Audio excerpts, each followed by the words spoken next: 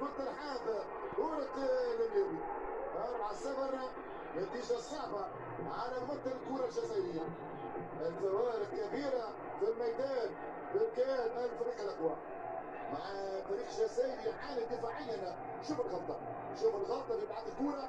مرت الكرة عند أسامة يمرر بخارج القدم، يقطع الكرة بالزاوية البعيدة عن الحارس سامح الفايق. دخل أسامة المدافع قسنطينة بكل أناقة وأرسل الكرة الأخيرة بكل مهارة بكل شطارة. سجل الرابع بخارج القدم، سددها اللاعب أسامة المليوي. 4-0 خلاص. يضع قدم في النهاية بل يقول يضع قدم ونصف. عودة قسنطينة في الإياب تتطلب شبه معجزة.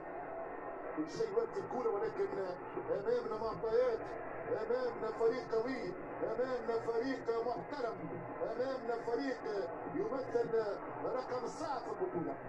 بركان في الفاينل قسنطينة سيلعب من أجل اسم وبرستيج قسنطينة ممثل الجزائر في لقاء الإياب على قد تقدير الاعتبار.